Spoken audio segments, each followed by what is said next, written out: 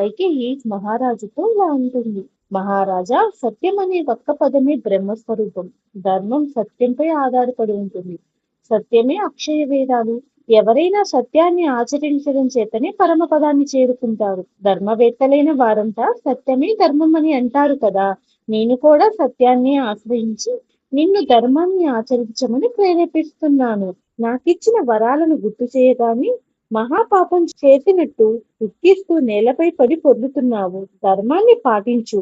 ఆ ధర్మమే నీకు సత్కీర్తిని, ఉత్తమగతుల్ని కలిగిస్తుంది. పూర్వం శిబి చక్రవర్తి తన దేహంలో నుండి మాంసాన్ని డేగకు ఇచ్చి ఉత్తమ లోకాలు పొందాడు. మహా తేజశాలి అయిన అలర్కుడు బ్రాహ్మణుడు వచ్చి అడగగానే తన నేత్రాలను తీసి ఇచ్చివేశాడు. సముద్రుడు కూడా సత్యాన్ని పాటిస్తూ వృద్ధి సమయంలో కూడా చెలియ కట్టను దాటి రావడం లేదు. ఓ పురుషశ్రేష్ఠుడా, నీ బుద్ధిని స్థిరంగా ధర్మంపైనే నిలుపు. నాకిచ్చిన వరాలను అమలు చేయి. వరాలిచ్చిన నీకు వాటిని తీర్చడమే ధర్మం. అది నెరవేర్చమని నిన్ను ప్రేరేపిస్తున్నాను. ముమ్మాటికి రాముణ్ణి అడవులకు పంపమని చెప్తున్నాను. నాదా, నువ్వు వరాలు ఇవ్వకుండా అసత్యాన్ని వరించినట్లయితే నన్ను విడిచివేసినట్లే భావిస్తాను. అందువల్ల నీ ఎదుటే ప్రాణాలు విడుస్తాను. పూర్వం వామనుడు ధర్మపాశంతో బలిచక్రవర్తిని బంధించినట్టు కైకేయి దశరథుని ధర్మపాశంచే బంధించి వేసింది. కాడికి చక్రానికి మధ్య బంధించబడిన ఎద్దులా దశరథుడు నలిగిపోతున్నాడు. హృదయం పగిలిపోయింది, ముఖం పాలిపోయింది, కళ్ళు వ్యాకులత చెందాయి, దృష్టి మందగించింది. అతి కష్టంతో ఎలాగో నిలదొక్కున్నాడు. అప్పుడు దశరథుడు కైకేయితో ఇలా అంటున్నాడు. పాపాత్మురాల, అగ్నిసాక్షిగా ఏ చేత్తో నిన్ను పరిగ్రహించాను, అదే చేత్తో నిన్ను నీ వలన పుట్టిన భరతుణ్ణి కూడా విడిచివేస్తాను. సూర్యోదయం కావస్తుంది. రామరాజ్యాభిషేకానికి ఏర్పాట్లన్నీ సిద్ధమయ్యాయి. వశిష్ఠాదులు వచ్చే సమయం దగ్గర పడుతుంది. ఓ దురాచారురాలా, నువ్వు రాముని రాజ్యాభిషేకానికి అడ్డుపడే పక్షంలో నువ్వు కాని నీ కుమారుడు భరతుడు గాని మరణాంతరం నా ఉత్తర క్రియలు జరపకూడదు.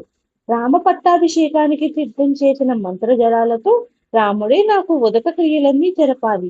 ప్రజలంతా రామ పట్టాభిషేకం అనే మహా ఆనందంతో పరవశులై ఉన్నారు. ఇప్పుడు వారి ఆనందమంతా నశించిపోతుంది. తలలు వంచుకుని దుఃఖంతో ఉన్న వాళ్ళ ముఖాలను నేను చూడలేను.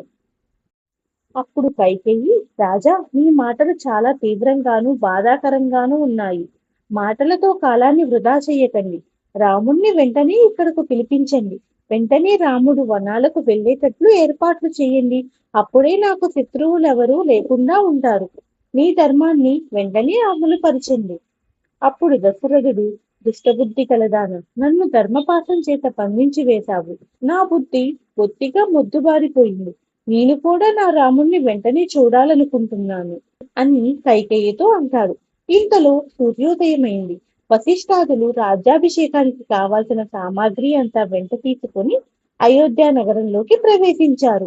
అయోధ్యలోని వీధులన్నిటినీ నీళ్లు చల్లి ముగ్గులు పెట్టారు. అందమైన పతాకాలు ఎగురవేశారు. మార్గమంతా పువ్వులు రంగులు చెల్లారు. ఎక్కడ చూసినా ఆనందోత్సాహాలే. ప్రజలంతా రాముణ్ణి చూడాలని ఊపిళ్ళూరుతున్నారు. వీధులన్నీ రూపాల సువాసనలతో నిండిపోయాయి. రాజాంతపురానికి ఎదుట బ్రాహ్మణులు గుంపులు గుంపులుగా నిలబడ్డారు. గ్రామ పట్టణ ప్రజలతో నగరమంతా చిక్కిరచిపోయింది. వశిష్ఠ మహర్షి మంత్రజలాలతో అంతఃపురంలోకి ప్రవేశించారు. అంతలోని ఆయనకు సుమంత్రుడు ఎదురుగా వచ్చాడు. అప్పుడు వశిష్ఠ మహర్షి మహామంత్రితో, మహామంత్రి సుమంత్ర, గంగాజలంతో నిండిన కలశాలు, సముద్ర జలాలతో నిండిన కలశాలు, భద్రపీఠం అభిషేకం కోసం తెచ్చాము. నవధాన్యాలు, గంధం, రత్నాలు, దర్భలు, పూలు, పాలు మొదలైన ద్రవ్యాలు, 8 కన్యలు, మదించిన ఏనుగు, 4 గుర్రాలు కట్టిన రథం, ఖడ్గం, ధరస్సు అమర్చబడ్డాయి. తెల్లని గొడుగు, వింజామరలు ఏర్పరిచారు. పెద్ద మూపురం కలిగిన తెల్లని ఎద్దు, అందమైన జూలు కలిగిన శ్రేష్టమైన గుర్రం, సింహాసనం, పులి చర్మాలు, ప్రజ్వలించే అగ్ని, ఇంకా అవసరమైన ద్రవ్యాలన్నీ సమకూర్చారు.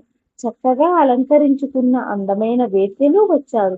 కులస్త్రీలు, బ్రాహ్మణులు, గోవులు, శిల్పులు, వర్తకులు, ఇంకా ఎంతో మంది గ్రామీణులు, నగరవాసులు కూడా వచ్చారు.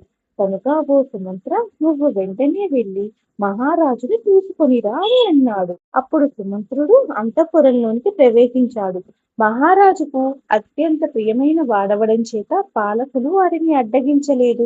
రాజు పరిస్థితిని ఎరగక సుమంత్రుడు ఇలా స్తుతించసాగాడు. ఓ దశరథ మహారాజా, సూర్యోదయానికి ఉప్పొంగే సముద్రుడు ఆనందించేటట్లు సంతోషమైన మనస్సుతో ఆనందించు.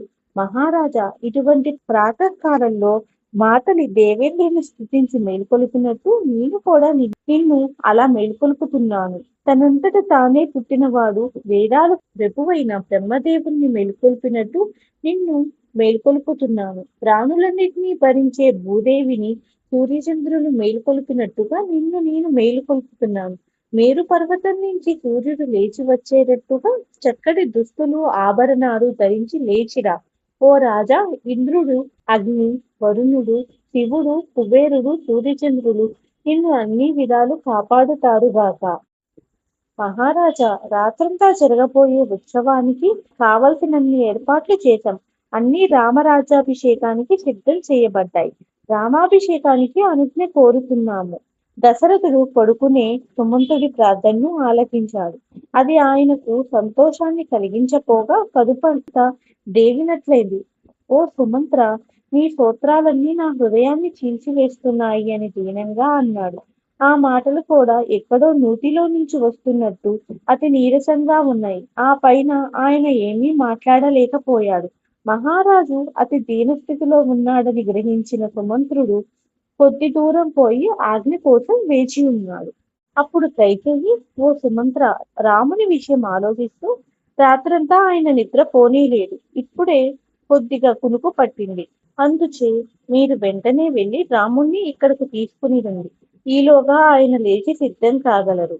కైకేయీదేవి మాటలని ఆజ్ఞగా తీసుకుని సుమంత్రుడు రాముణ్ణి అక్కడకు తీసుకుని రావడానికి వెంటనే బయలుదేరాడు.